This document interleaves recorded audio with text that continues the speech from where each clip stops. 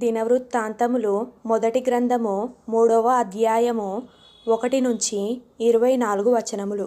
దావీదునకు హెబ్రోనులో పుట్టిన కుమారులెవరనగా యెజ్రెయేలీయురాలైన అహీనోయమునకు పుట్టిన అమ్నోను జ్యేష్ఠుడు, కర్మెలీయురాలైన అబిగాయిలునకు పుట్టిన దానియేలు రెండవవాడు, గెషూరు రాజైన తల్మాయి కుమార్తె అయిన మయాకాకు పుట్టిన అబ్షాలోము మూడవవాడు, హగ్గీతు కుమారుడైన అదోనియా నాల్గవవాడు, అబిటాలు కనిన షెఫట్య ఐదవవాడు, అతని భార్య అయిన ఎగ్లా కనిన ఇత్రెయాము ఆరవవాడు. ఈ ఆరుగురు హెబ్రోనులో అతనికి పుట్టిరి. అచట అతడు 7 సంవత్సరముల 6 నెలలు ఏలెను. యెరూషలేములో 33 సంవత్సరములు ఏలెను.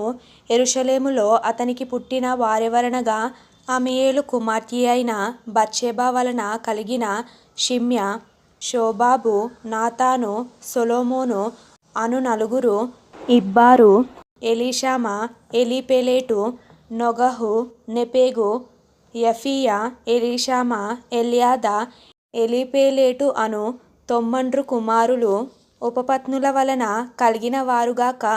వీరందరూ దావీదునకు జననమైరి. తామారు వీరికి సహోదరి. సొలొమోనునకు రెహబాము కుమారుడు, అతని కుమారుడు అబియా. అబియాకు ఆసా కుమారుడు, ఆసాకు యెహోషాపాతు కుమారుడు, యెహోషాపాతునకు యెహోరాము కుమారుడు, యెహోరామునకు అహజ్యా కుమారుడు, అహజ్యాకు యోవాషు కుమారుడు, యోవాషునకు అమజ్యా కుమారుడు, అమజ్యాకు అజర్యా కుమారుడు, అజర్యాకు యోతాము కుమారుడు, యోతామునకు ఆహాజు కుమారుడు, ఆహాజునకు హిజ్కియా కుమారుడు, హిజ్కియాకు మనష్షే కుమారుడు, మనష్షేకు ఆమోను కుమారుడు, ఆమోనునకు యోషియా కుమారుడు. యోషియా కుమారులెవరనగా జ్యేష్ఠుడు యోహానాను, రెండవవాడు యెహోయాకీము, మూడవవాడు సిద్కియా, నాల్గవవాడు షల్లూము.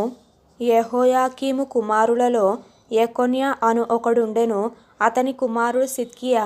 యెకొన్యా కుమారులు అస్సీరు, షయల్తీయేలు, మల్కీరాము, పెదాయా, షెనాజరు, యెకమ్యా, హోషామా, నెబద్యా. పెదాయా కుమారులు జెరుబ్బాబెలు, షిమి. జెరుబ్బాబెలు కుమారులు మెషుల్లాము, హనన్యా, షెలోమీతు. వారికి సహోదరి హషుబా, ఓహేలు, బెరెక్యా, హసద్యా, యూషాబెస్హెదు అను మరి 5గురుండిరి. హనన్యా కుమారులు పెలాట్యా, యెషయా, రెఫాయా కుమారులును, అర్నాను కుమారులును, ఓబద్యా కుమారులును, షెకన్యా కుమారులును. షెకన్యా కుమారులలో షెమాయా అను ఒకడుండెను.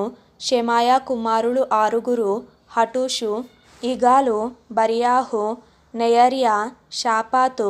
నెయర్యా కుమారులు 3, ఎల్యోయేనై, హిజ్కియా, అజ్రికాము. ఎల్యోయేనై కుమారులు 7గురు, హోదవ్యా, ఎల్యాషీబు, పెలాయా, అక్కూబు, యోహానాను, దెలయ్యా, అనాని.